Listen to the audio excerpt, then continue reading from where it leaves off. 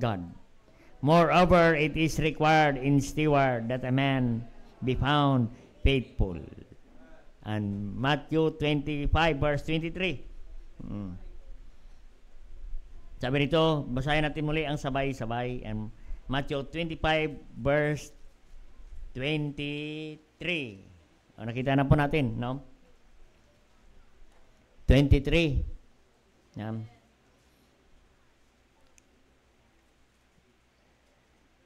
Basahin natin ang verse 23. Isang verse lang. Isang phrase lang po ito. Sa Matthew 25 verse 23, nakita na po natin sa Amen. Amen. Sabay-sabay natin basahin.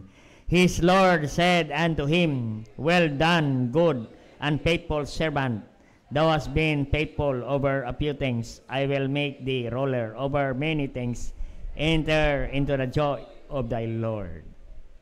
Maganda yung praise diyan, no? Well done, good and faithful servant. Amen. Yan ating title ngayon, no? Ang mensahe natin ngayon, maging well done, stewards of God, no? Na ang sabihin ng Panginoon sa langit, pagdating doon sa langit, ang sabihin ng Panginoon sa atin, well done. Amen. Tayo muna ay manalangin. Dakilang Diyos Ama sa langit, salamat Panginoon sa pagkabasa ng inyong mga salita. Dalangin ko, Diyos, ikaw po ang magpapala sa amin, sa mensaheng ito, sa tungkol sa stewardship, Panginoon. Bless mo po ang bawat isa na makinig ng inyong mga salita. Maging kasama namin sa online, Panginoon. Continue to speak to us in a very special way through your words of God. Kaya dalangin ko, Diyos, ang inyong lingkod, I am nothing today kung hindi mo ako gagamitin, Panginoon. Banal na Espiritu, malaya kang gumawa sa amin kalagitnaan at ikaw po ang magbigay sa akin ng wisdom kung paano ko i-deliver ang inyong mensaheng ito para sa inyong mga anak, Panginoon. Kadalangin ko po, O Diyos, na ang layunin namin, O Diyos, kung paano pagpalain ang inyong mga anak sa iba't ibang area ng kanilang buhay, Panginoon. At kaya nang sinabi mo, O Diyos, na kami ay mabuting katiwala, maging matapat kaming katiwala, O Diyos. At dalangin ko, Diyos, ikaw po ang magpapala sa mensahero niyong gamitin ngayon. Ikaw po ang mag-bless sa amin. Salamat po sa awitin ng choir na naghamon sa amin, O Diyos. Naganda ng aming puso, Panginoon, maging sa special number, O God. Salamat po, O Diyos. Nawa, handa kami, O Diyos, tanggapin ang inyong mga salita ngayong umaga. Linisin mo aming mga puso, anumang karumihan, maging malinis kaming sidlan upang magadaloy ang inyong mga salita ngayong umaga sa aming mga puso, sa aming mga buhay, Panginoon. Kaya pagpalain po, mensaheng ito, ikaw po magpapala na iyong lingkod. Patawad anuman aming pagkukulang, pagkasala, linisin mo aming puso. Maganda sa pagtanggap ng inyong mga salita. Ang lahat ito aming dalangin sa pangalan ni Jesus. Amen. Alright, sana po may visited, no? Salamat po sa Diyos. Amen. No? We believe na malapit na ang Panginoon darating. Amen. Nakita natin ang mga signs, no? Of the times na malapit na ang pagbabalik ng Panginoon. Amen. And naniwala po tayo na isama-sama tayo ng Panginoon sa langit ang mga anak ng Diyos. Amen. At pagdating sa langit, mga kapatid, no, ay magbibigay ang Diyos ng reward sa bawat isa sa atin. Doon natin mapatunayan kung tayo ay matapat na lingkod ng Diyos, tayo ay matapat na katiwala ng Diyos. Amen. Napakaganda na marinig natin sa bibig mismo ng Panginoon pagdating sa langit. Amen. At sang sabihin ng Panginoon, brother, sister, well done, good and faithful servant.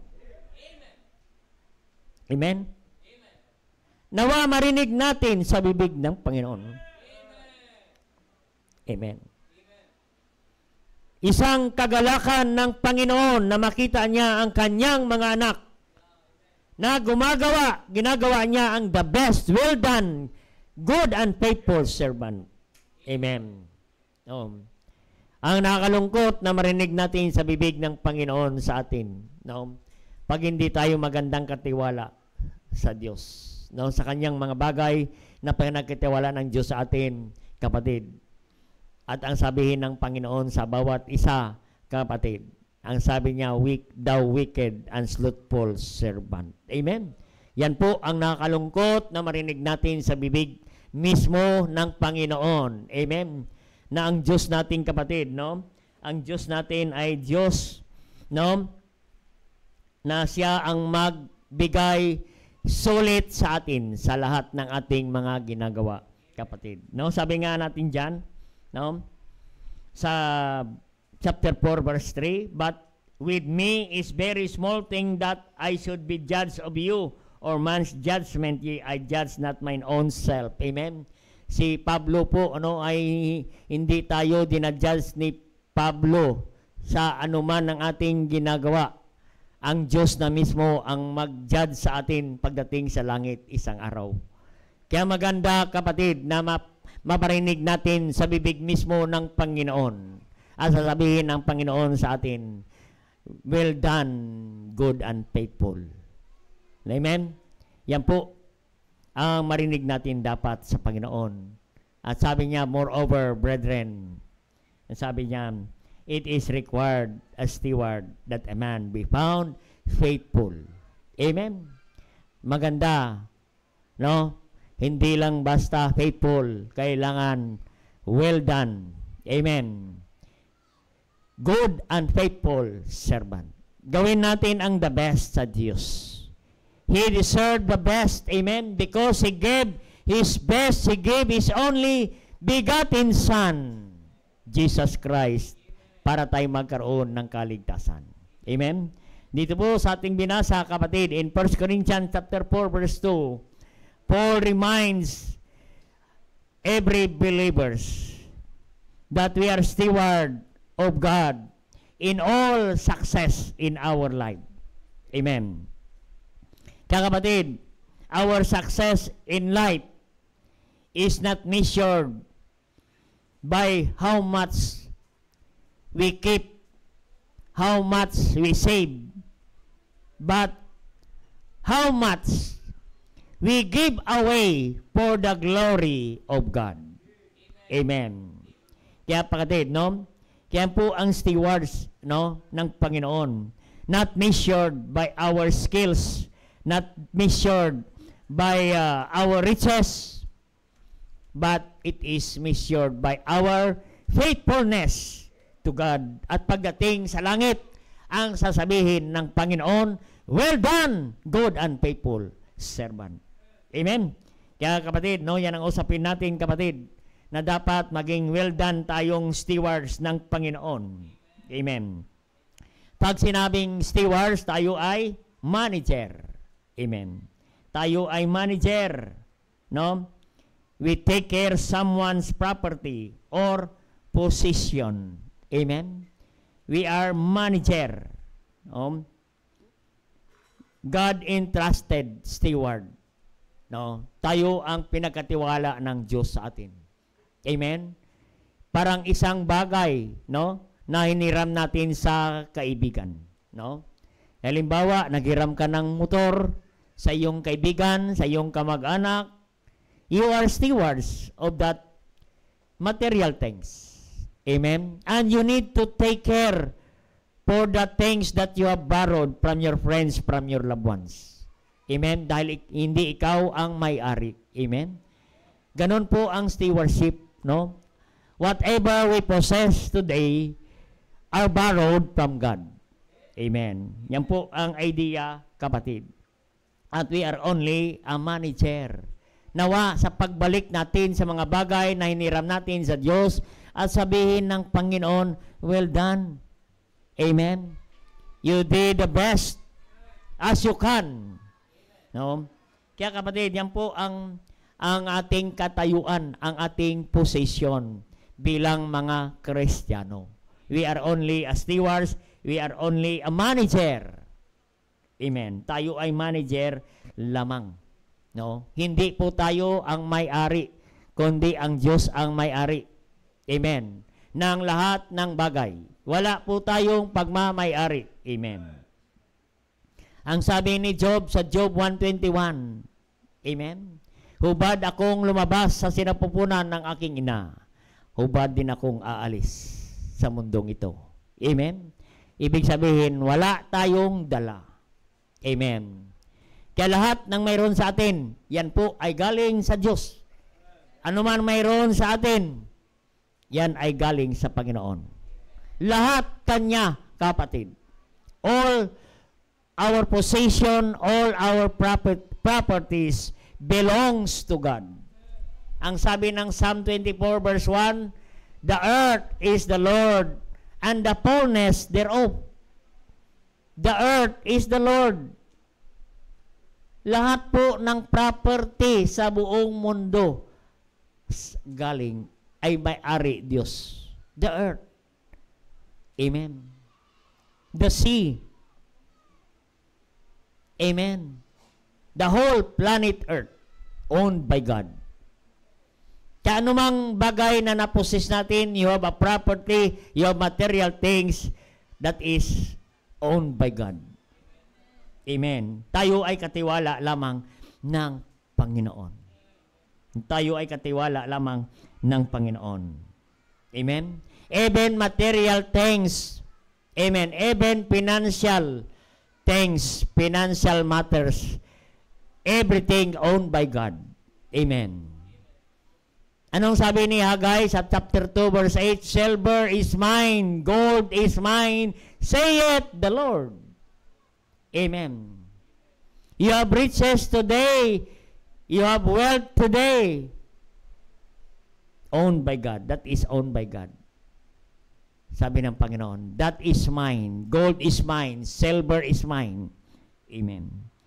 Tayo ay katiwala lamang ng Panginoon. Kaya kapatid, sabi dito, Paul remind us that we are steward of all the things that we have, all our possession that we have today. Amen. Ang sabi niyan sa verse 2, we are stewards of the mysteries of God. Mysteries of God. Amen. It was written in plural form. It means maraming mga bagay, no, na pinagkatiwala ng Diyos sa atin, mysteries. Amen. No? Yan po ang pinag-usapan ang stewardship, kapatid, no? Pinag-usapan natin dito, kapatid, stewardship of mysteries. Kasama na po diyan ang maging katiwala tayo ng Diyos pagdating sa oras. Oras pa lamang, kapatid, pinagkatiwala na ng Diyos sa atin. Amen? We studied that lesson on our Sunday school. Amen? Kaya if you attend Sunday school, isang Sunday po yan, we are stewards of time. Amen? Tayo ay katiwala ng Diyos ng mga oras. Amen? Yan po ang oras. So every day added in our life is a gift from God. Every minute, every seconds, kapatid, yan ay regalo ng Diyos. Amen. Pag gumising ka ng umaga, kapatid, ikaw ay humihinga pa, ay mayroon ka pang kalakasan, that is the gift of God. Every seconds, every minute in our life, kapatid, yan ay regalo ng Diyos. Kaya kapatid, malaga ang oras, kapatid, no? Yan ay regalo ng Diyos sa atin araw-araw, kapatid, no? Salamat sa Panginoon na binigyan ka ng Diyos ng panibagong araw muli. Panibagong sigla, kalakasan, kalusugan, gumising ka. What a blessing, kapatid. Kaya ang blessing, kapatid, hindi lang po pinag-usapan ang pera. Amen. Yung humihinga ka, ang oxygen nating hinihinga na walang bayad, yan po ay galing sa Diyos.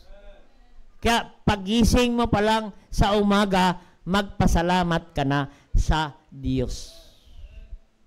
Amen. Kasi yan po, our breath of life came from God. Amen. Yan ay galing sa Diyos. Pinahiram lang tayo ng Diyos muli ng 24 hours a day, 7 days a week, 365 days sa 1 year. Pinagkatiwala ng Diyos sa atin. So every day sa buhay natin, kapatid. Amen? Marami ngayon, marami kahapon ang natulog. Hindi na gumising ngayon. Amen. Marami nakasimba ng last Sunday. Ngayon, hindi na po sila nakasimba. Amen. Sila ay kinuha na ng Panginoon. Amen. Mayroon tayong mga kapatid na hindi na inabot ng Sunday. Kahapon na sila namatay.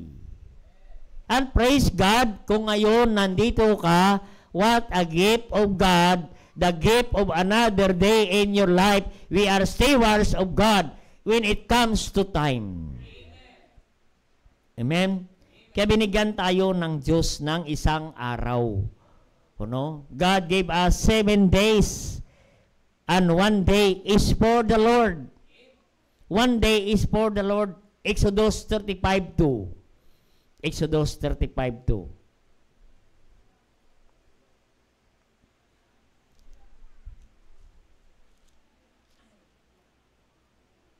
Amen.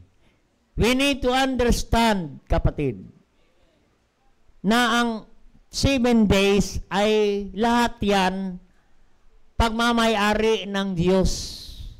Amen. Pero pinagkatiwalaan tayo ng Diyos ng 6 na araw para magtrabaho. Basahin natin muna, no? It is a command of God. In verse 35, sa Old Testament, and Moses in verse 1 gathered all the congregation of the children of Israel together and said unto them, these are words which is the Lord hath commanded. Amen. Yan ay salita ng Diyos na kanyang utos. No? This is not the word of Moses. This is not the word of the pastor. This is the very word of God. This is the commandment of God to the people of God, to the people of Israel, to the children of Israel. And sabi niya, these are the words which the Lord hath commanded that ye should do them, to do them. 6 days shall work be done. 6 days, God gave us 6 days to work, to sustain our life, to sustain our family. Amen? Imagine, binigyan tayo ng 6 days.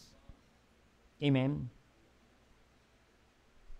And in the 7th day shall be to you and holy, a Sabbath for the rest to the Lord. Whosoever do it work therein shall be put to death. Diba, mahigpit pala ng Old Testament. Amen? No? Death penalty. Amen? Pag kinuha mo ang araw ng Diyos. Amen? Sunday is the rest day for every believer. Amen? Rest day po natin, kapatid. Oo. Sa New Testament, kapatid, ang 7th day sa Old Testament, we commemorate the creation of God.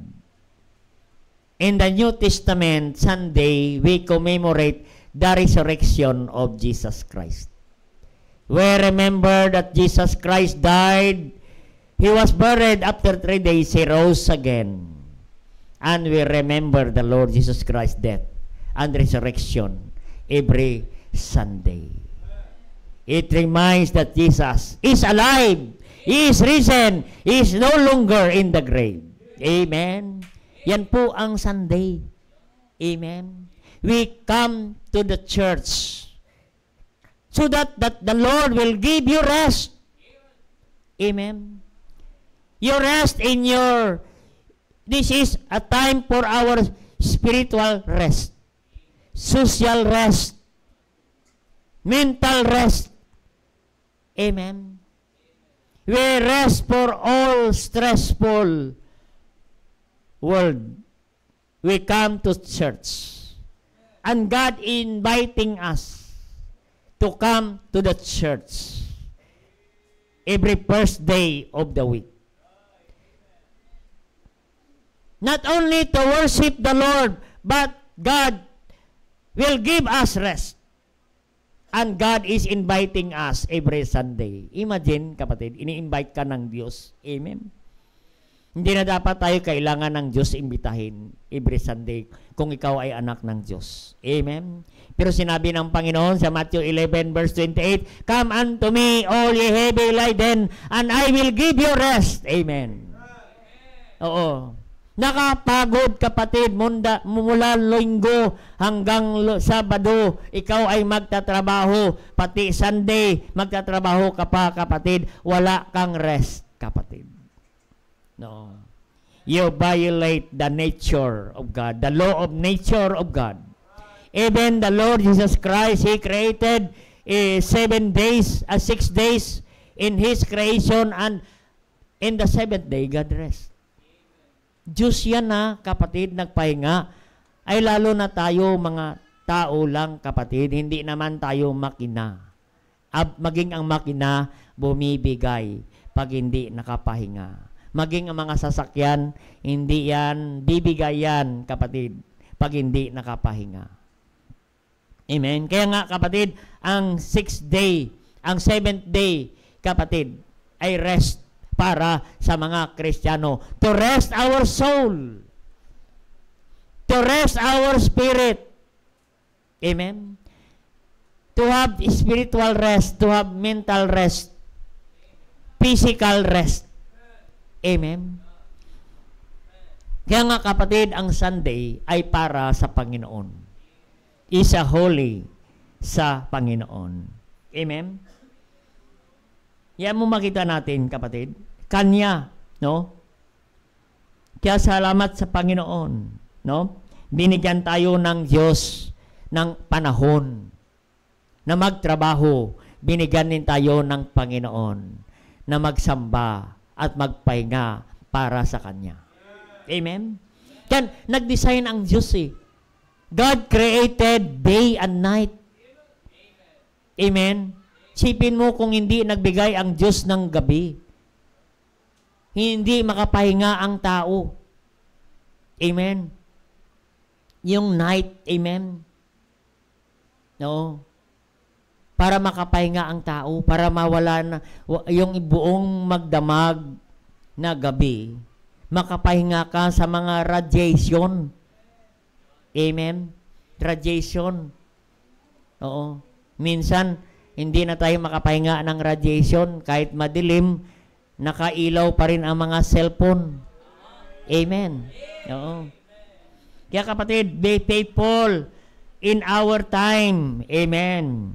We need to go to church to rest for our soul. Amen. Pinagkatiwalaan tayo ng Diyos. Amen. Ng araw para sa Kanya. Amen. Hindi natin pwedeng sabihin, bukas, next Sunday na lang ako babawi, kapatid. Hindi na natin mabawi ang mga panahon na nawala. Kaya nga sabi ni Pablo, redeeming the time because the days are evil. Amen? Kaya wag nating ipagmalaki ang bukas kasi ang bukas, next Sunday, ay hindi na natin alam. Sabi ni Solomon. Sino makapagsabi sa atin na next Sunday makasimba pa ako, tomorrow makapagtrabaho pa ako? Walang makapagsabi niyang, kapatid. Ang sabi ni Solomon, boast not thyself for tomorrow, for thou knowest not what a day may bring forth. Huwag mong ipagmalaki ang bukas, kasi bukas hindi natin alam. Next Sunday hindi natin alam. Next month hindi na natin alam. Ano mang mga bagay, maging buhay, maging kalakasan, maging oras, hiram natin yan sa Diyos. Tayo ay katiwala ng Panginoon. Amen? Kaya po, salamat. Be faithful steward, maging sa oras, kapatid. Ay sa oras pa lamang, hindi natin pagkatiwalaan ng Panginoon. Amen? No?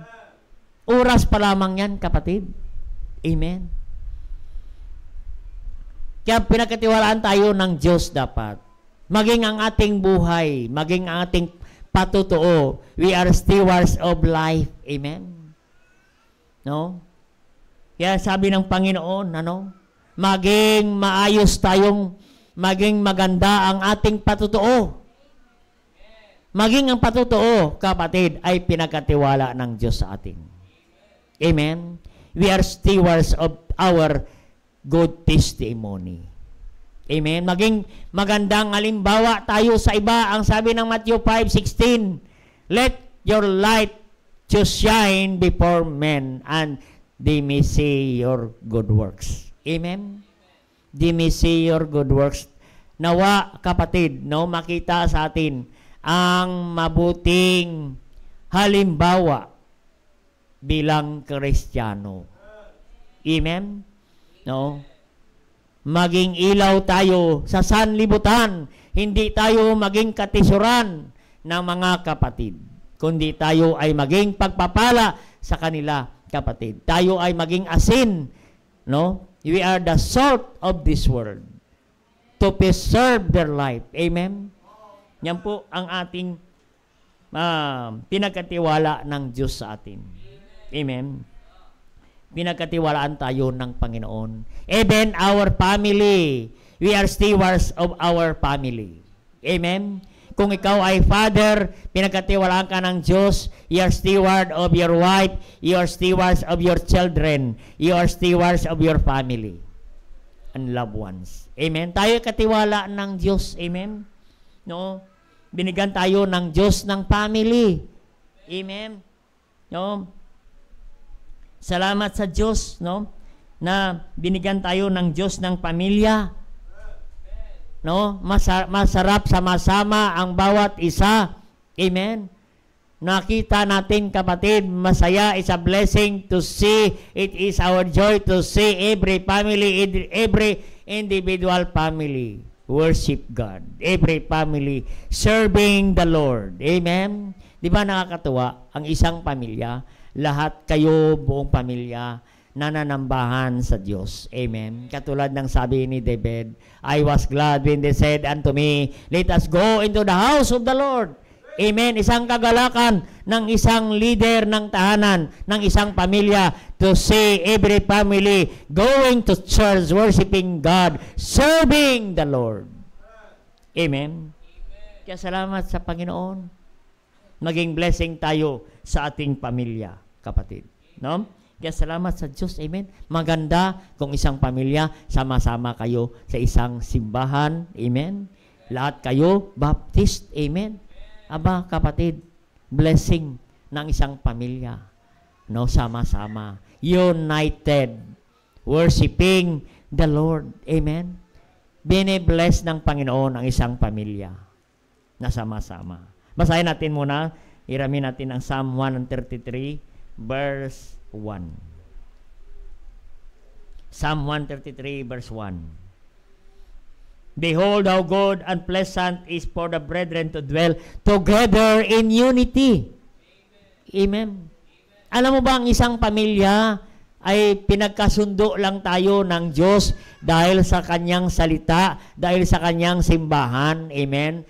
You are united, kapatid, sama-sama tayo dahil mayroon tayong salita ng Diyos. Amen? Kasi every individual family, hindi pare-parehas.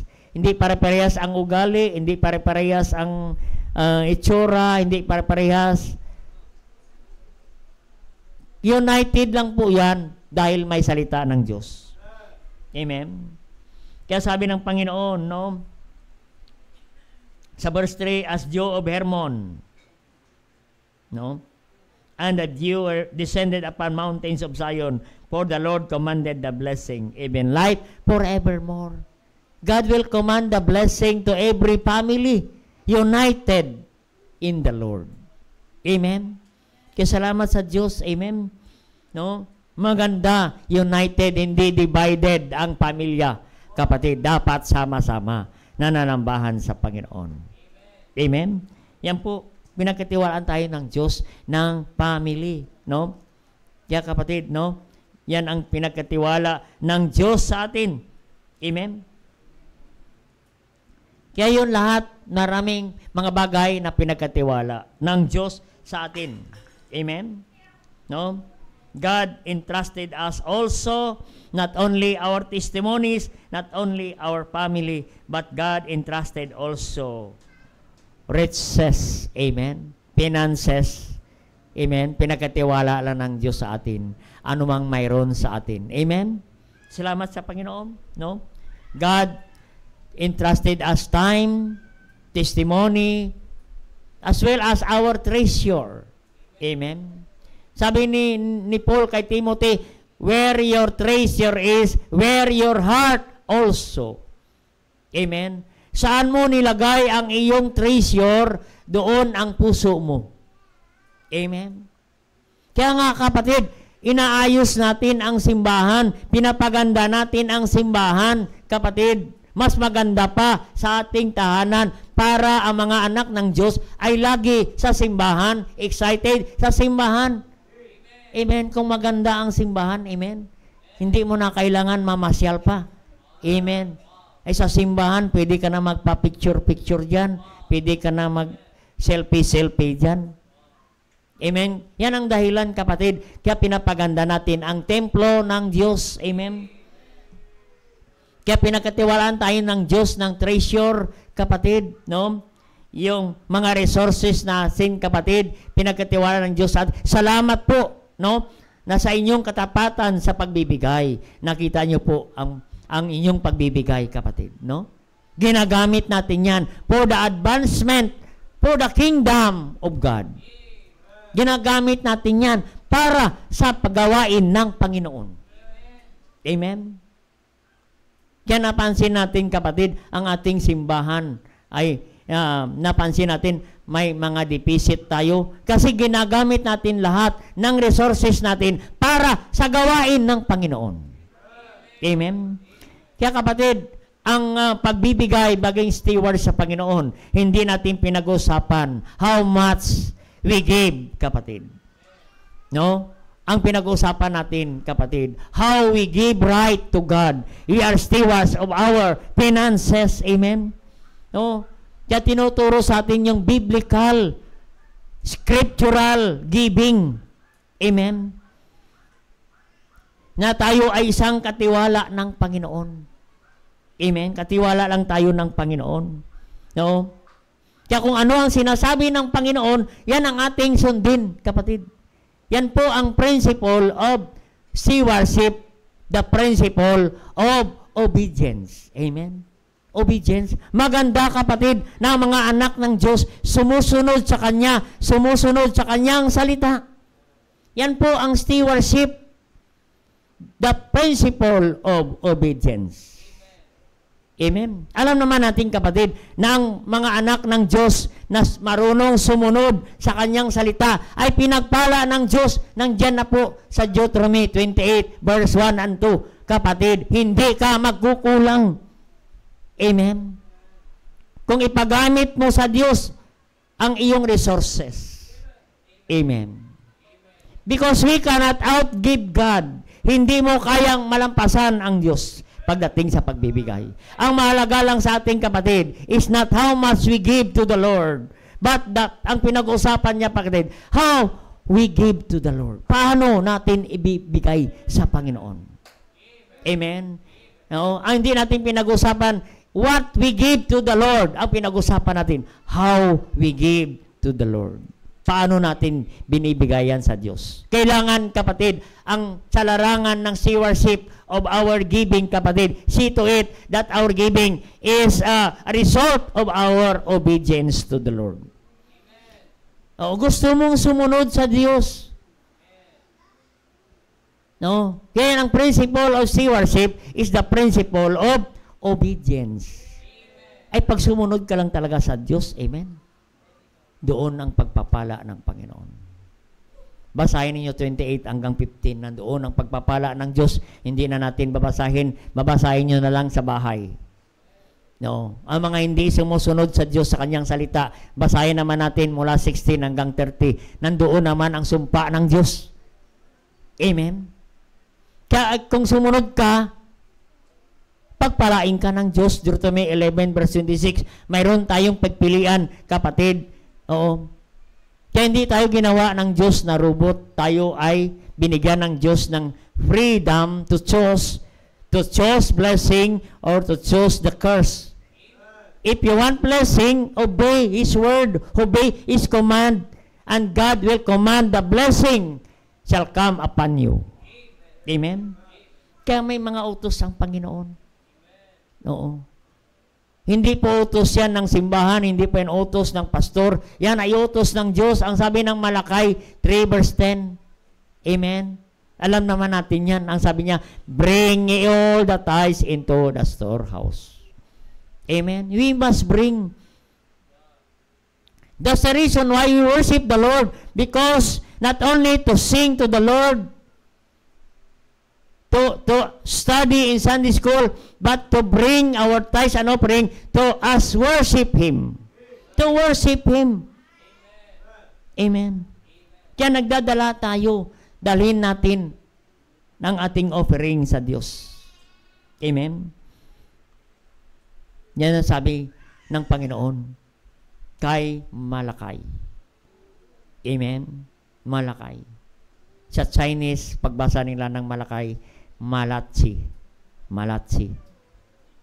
Sa Pinoy, ang Malakay, Malaki. Malaki. Malaki. Amen? Yan po. Pag sinabing tithes, 10% belongs to God. Amen? Pag may 10 biik ka, nanganak ang iyong baboy, ang isa dyan na una para sa Diyos. Amen? Una sa Diyos. Yan ang priority natin, dapat Diyos. Matthew 6:33, seek ye first the kingdom of God and His righteousness, and all these things shall be added unto you. Amen. Hindi mabawasan ang iyong biik pag inuna mo ang Diyos. Amen. Pag ihuli mo ang Diyos. Amen. Oh, nagbilang ka 1, 2, 3, 4, 5, 6, 7, 8, 9, 10 para sa Diyos. Ay yung 10, pilay na. Naku. Panginoon, sorry sa iyo yan. Hindi pwedeng ganon. Amen? Yung 10 namatay dahil na puluputan ng inunan ang biik, hindi nakahinga.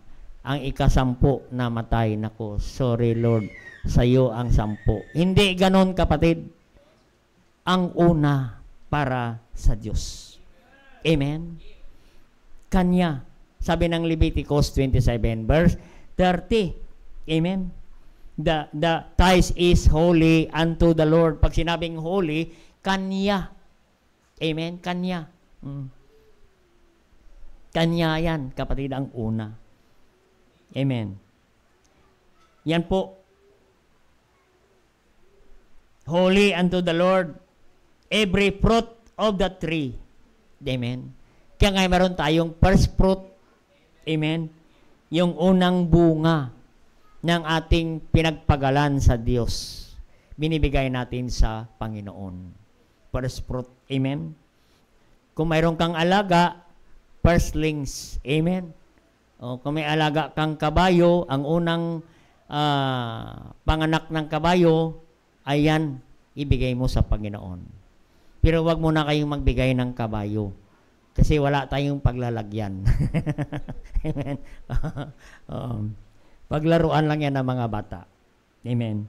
That's the reason why, nawa marinig natin sa Diyos na, well done, good and faithful servant. Amen. Tayo ay faithful sa ating pagbibigay. Bakit nating binibigayan? That is holy unto the Lord. Holy yan. Kanya yan, kapatid. Kaya nga sabi ng stewardship, principle of stewardship, wala tayong pagmamay-ari. Lahat sa Diyos. Holy yan sa Diyos. Maging ang ating buhay, holy. Kaya nga sabi niya, be holy in all your manners of your conversation. Amen? Ang ating buhay ay hindi rin pagmamay-ari ng Diyos. Amen? Kaya wala tayo, kapatid. Even our body, kapatid. Kaya nga sabi niya, our body is the temple of God. Ang katawan natin ay templo ng Diyos. Amen. Pinagkatiwala ng Diyos sa atin ang body, kapatid, para magamit ng Panginoon sa kanyang gawain, para magamit ng Diyos sa kanyang ministry, para magamit ng Diyos para tayo makapananambahan. Amen? Yan po ang prinsipyo ng stewardship. We are stewards of our body. Kaya nga sabi ni Paul sa Romans 12 verse 1, ang sabi diyan, I beseech you therefore, brethren, by the mercies of God, that ye present your body a living sacrifice. Living sacrifice, holy, para sa Kanya. Kaya ang araw ng Sunday, para sa Kanya, kapatid, we need to present our body. Living sacrifice. Pag sinabing living sacrifice, talagang may sakripisyo. Amen. You need to wake up early in the morning and prepare. Sabado pa lang, i-prepare mo na ang isusuot mo, i-prepare mo na ang puso mo, i-prepare mo na ang offering mo, i-prepare mo na ang lahat, ang Bible, i-prepare mo na rin. Amen. Nakakalungkot, kapatid, pag araw ng Sunday, at saka mo hanapin ang Biblia. Nagagalit ka na. Dito ko lang nilagayan ng last Sunday. Oo. Kaya pala dyan mo lang nilagay. Isang linggo nakatambay. Hindi mo malang binabasa. Amen. Pagbukas ng Bible, kapatid, may ipis pang nakaipit. Amen. Mabuti pa yung ipis na matay sa pagbabasa ng Bible. Amen. Kasi nakapasok naipit, namatay. Amen? Naging sacrifice. Living sacrifice. Kailangan talaga mayroon tayong sakripisyo. Amen? Kasi pag mayroon kayong okasyon sa eskwelahan, may meeting kayo sa eskwelahan, nandoon naman kayo. Kahit wala ang teacher, nandoon kayo. Kahit ulan, sabi ng teacher, may meeting, nandoon kayo. Amen? Kaya kapatid, tayo ay katiwala ng Diyos lahat. Holy ang buhay natin. Sa Kanya yan, kapatid. Kaya it is holy unto the Lord. Everything we have, it is holy unto the Lord. Amen? Oo. Kaya ang tawag sa Israel, the Holy Nation. Amen? Bansa ng Diyos. Pag sinabing bansa ng Diyos, untouchable. Amen? Hindi mo pwedeng galawin ang para sa Diyos. Ang sa Diyos. Amen? Napansin niyo, maliit na bansa ang Israel. Very untouchable because that is holy nation. Amen? Holy nation. Amen? Maging ating katawan, kapatid, ay holy rin. May-ari ang Diyos diyan. Amen? Kaya ang ating katawan, wag nating gamitin sa sanlibutan. Amen? Kaya ang katawan, hindi pang-display sa mga taga-sanlibutan. Yan ay para sa Diyos. Amen? No. Our body is the temple of God. Binili na ng Diyos yan eh. Di ba, our body is the temple of God? Sabi ng 1 Corinthians 16, we are bought with a price. Binili na tayo ng Diyos. Ibig sabihin, pag binili tayo ng Diyos, ang Diyos ang may karapatan na gamitin ang ating katawan kung ano ang gusto ng Diyos para sa ating katawan, kapatid, ay ipagamit natin sa Diyos. Amen? Kung kayo ay bumili ng cellphone, kapatid, ikaw ang bumili ng cellphone, kahit hulugan yan, kapatid, may karapatan kang gamitin ang iyong cellphone. Kahit 24 hours na, mainit na, umaapoy na ang cellphone, hindi nagrereklamo ang cellphone. Oo. Oo. Kahit inaantok na ang operator. Oo. Hindi nagrereklamo ang cellphone. Ang makita natin, kapatid. Kasi binili mo yan, kapatid. Oo. Ganon din, kapatid. Wala tayong karapatan na magreklamo sa may-ari. Kasi ang may-ari ng katawan, may-ari ng ating buhay ay Diyos. Siya ang may karapatan na gamitin ng Diyos ang ating buhay. Amen? Kasi nung hindi naman tayo manampalataya, inuubos natin ang oras. Amen? Oo. Inuubos natin sa walang kabuluhan. Amen? Magdamag iba sa atin, magdamag sa madyong, magdamag sa 31, amen, sa tong-its, magdamag sila. Kapatid, inuubos ang oras. Oo. Hindi sila inaantok. Pag sa church, isang oras lang, antok na. Gisingin mo yung mayari. Yung katabi. Hoy, mag-ising ka. Amen. Kaya kapatid, no, salamat sa Diyos.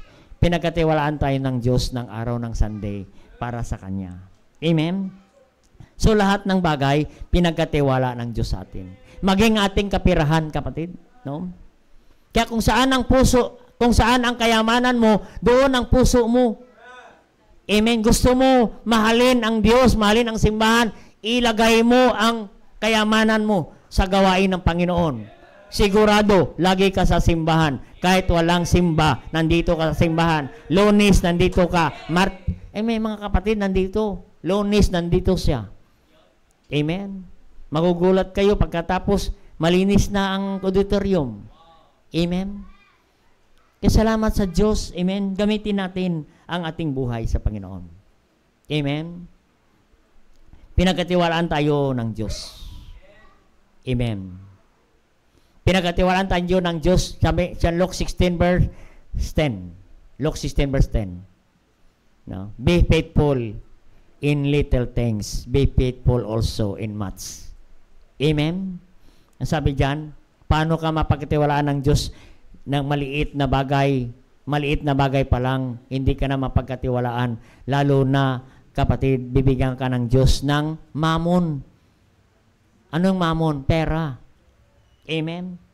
Yan po. Luke 16:10. Sige, basahin natin.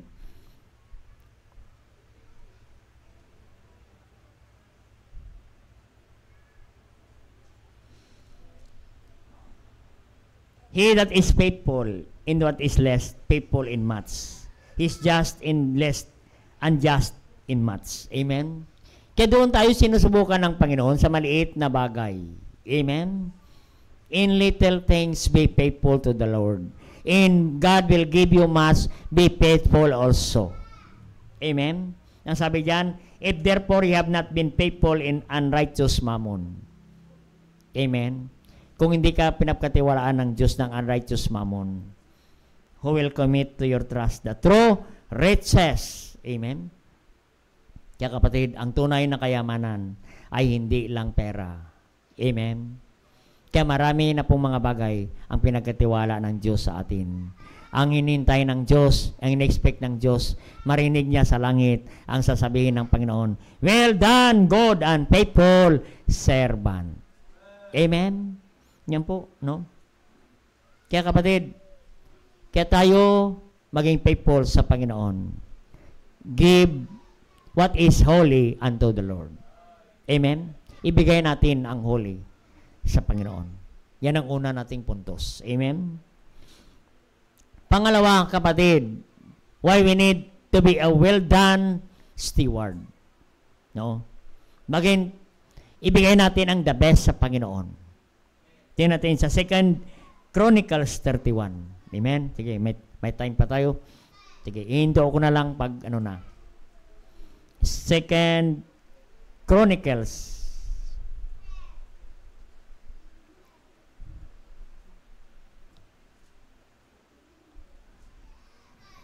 Tigaan niyo ang 2 Chronicles lang.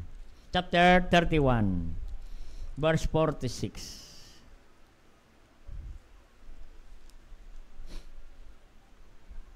31 verse 4. Moreover, he commanded the people dwelt in Jerusalem to give portion to the priests and the Levites, and they might be encouraged in the law of the Lord.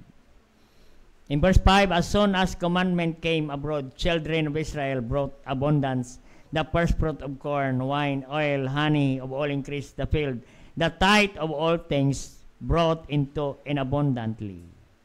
In verse 6, tingnan ninyo, pansinin natin. And concerning the children of Israel, Judah, dwelt in the cities, they are brought in the tithe of oxen and sheep and tithe of the holy things which consecrated unto the Lord their God, lead them by heaps. So, makita ni verse 6, pagdating sa stewardship, God is concerned to His children, the children of Israel. Amen. Yan po ang pangalawang puntos natin. Amen. Because we are children of God. Simpleng puntos lang, Bakit tayo pinagkatiwalaan ng Diyos? Dahil tayo ay anak ng Diyos. Amen. No? Maging isang ama, sino ang pagkatiwalaan mo? Siyempre, anak mo. Amen. Hindi ka magtiwala sa hindi mo naman anak at hindi mo pa kilala. Ganon din ang Diyos, kapatid. Tayo ay steward dahil tayo ay anak ng Diyos. Kaya kapatid, ang stewardship is it intended only to the people of God, to the children of God, to the family of God. Amen. Ang stewardship, is exclusively for the children of God. We are steward of His mysteries. Yung mysteries, yung mga bagay. Mysteries na hindi ipagkatiwala mo sa iba. Amen? Mysteries yan. The Lord's coming is mysteries.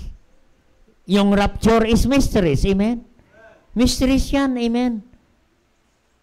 Sa atin lang sinabi na isang araw ang mga anak ng Diyos, pag bumaba ang Panginoon sa kanyang pagbabalik, sunduin niya ang kanyang mga anak doon sa alapaap. At yan po ay rapture. Amen? Sino ang sinabihan? Mga anak ng Diyos. Kasi ang rapture ay para lang sa mga anak ng Diyos. Yan po ang mystery. Amen? Pinagkatiwala ng Diyos. Kaya tayo ang nakakaalam, tayo ay excited. Amen? Maraming Kristiyano ngayon na nandyan na ang mga signs of the times, pero hindi nila alam, they have no idea that the Lord will come anytime as a thief in the night. Salamat, mayroon tayong Biblia. We are steward of His book. We are steward of the mysteries of God. We are steward of the Word of God. Biruin mo, tayo lang mga anak ng Diyos can only understand the Word of God. You are only as Christian, as Baptist Christian, we are only people of God that could understand the Word of God. Amen? Pag hindi ka manampalataya, magbasa ka ng Bible, kapatid, ano ba yan? Thou willeth, may mga dulo. Amen? Hindi nila maintindihan. Mahirap intindihin. Amen? Sabi nila, mahirap intindihin ang King James. Amen? Kung mahirap intindihin bilang Kristiyano, kapatid, you need to study. Kaya nga sabi ng 2 Timothy 2:15, study to show thyself approved unto God, a workman needed not to be ashamed, rightly dividing the Word of God. We are steward of this book. Amen? Salamat sa Panginoon. Amen? We have the preserved Word of God. Amen? At pinagkatiwala ng Diyos ang kanyang mystery sa kanyang mga anak. And we are the children of God. Amen? We are children of God by faith. Amen? We are children of God. We are heavenly bound children of God. Hindi tayo taga rito. Amen? We are not citizens of this world, kapatid. Kaya nga awitin, this world is not my home. I'm just a passing through. We are pilgrims and strangers of this world. Amen? Kaya kapatid, Kaya kapatid, anuman ang ating ininvest, anuman ating binigay, kaya tayo nagbibigay sa gawain ng Panginoon because we are children of God. We are investing not only here on earth, but we are investing for eternity. Amen? Yung binibigay natin sa Panginoon ngayon, kapatid, hindi mo lang yan makikita ngayon. Makikita mo rin yan doon sa langit. And one day, somebody will say to you, brother, sister, thank you for inviting me in the church. Thank you for investing time to disciple me. Amen? Kaya salamat sa Panginoon. Pinagkatiwalaan tayo ng Panginoon na tayo magamit sa kanyang gawain. We are steward of His ministry as a children of God, kapatid. Amen? Kaya kapatid, no?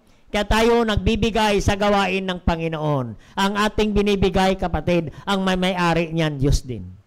Amen? We are children of God. Our Father is God in heaven. He owns everything. He owns the earth. He owns silver. He owns gold and silver. Everything we possess today, owned by God. Amen? Kaya tayo nagbibigay dahil tayo ay anak ng Diyos. Kaya kapatid, ang pagbibigay, ang stewardship of giving is intended only to the children of God. Amen? Praise God. What a privilege that we are children of God. Hindi lahat anak ng Diyos ang mga tao sa mundo, hindi lahat. Mayroong anak ng Diyos sa John 1:12 ang matumanggap sa Kanya ay mga tumanggap sa Kanya ang yan ang maging anak ng Diyos. Amen. But as many as receive Him, to them give power to become the children of God. Amen? Mayroong anak ng diablo. Amen? And praise God. Kaya kapatid, no, ang blessing natin is not only riches, not only money, kapatid. Ang blessing, kapatid, ikaw ay naligtas, nakilala sa Panginoon at our hellbound, we are hellbound to heaven. Amen? Di ba? Praise God na tayo ay papunta sa langit. Hindi tayo pupunta sa impyerno. Dahil may pangako ang Diyos sa Romans 8:1, there is therefore now no condemnation to them which are in Christ Jesus. Pag tayo ay sa Panginoon na, hindi na tayo mahatulan ng impyerno. What a blessing as a children of God. Amen? Kaya salamat sa Panginoon na ang regalo ng Diyos ay buhay na walang hanggan, kapatid. Amen? Kaya hindi lang po pera ang blessing. Amen? Ligtas ka, kapatid, ligtas sa iyong pamilya. Kapatid, ang blessing na yan, kapatid. Those are blessing that money cannot buy. For what shall a profit a man if he shall gain the whole world and lose your own soul? Ano man ang pakinabang, anumang yaman ng tao sa mundong ito, kung ang kanyang kaluluwa ay mapahamak sa impyerno, is nothing, is useless, kapatid. Kaya salamat sa Panginoon. Di bali tayo mahirap, pero hindi naman tayo naubusan. Hindi naman tayo nagkukulang basta matapat ka sa Panginoon. That's why we are stewards of God. Because we are children of God. Kaya pagdating sa langit, nawa marinig ng Diyos sa atin. Children, well done, good and faithful servant. Amen? Nawa marinig natin sa bibig ng Panginoon. At maging masaya ang Diyos sa buhay natin. Na buhay na pinagkatiwala ng Diyos sa atin, resources na pinagkatiwala ng Diyos sa atin. Tayo ay naging matapat sa maliit at naging matapat tayo sa mga malaki. Kapatid, you are faithful in little things, you are faithful in much also. Kapatid, be faithful at sabihin ng Panginoon sa langit, well done, good and faithful servant. Enter into the joy of the Lord. Masaya ang Panginoon sa buhay natin, kapatid, kung tayo ay maging well done, good and faithful servant, mga kapatid. Kaya be faithful, steward to the Lord. For everything, be faithful. In our time, in our talent, in our testimony, in our family, in our finances, everything, be faithful to the Lord. Amen? And one day, the Lord will come. The Lord will return very soon. And God said to us, God will say to us, well done, good and faithful servant. Tayo po ay mag-pray. Dakilang Diyos sa masalangit, thank you God for your great message this morning to be a faithful, to be a well done, good and faithful steward, kapatid. The message is very clear this morning, and you want to commit yourself to be faithful steward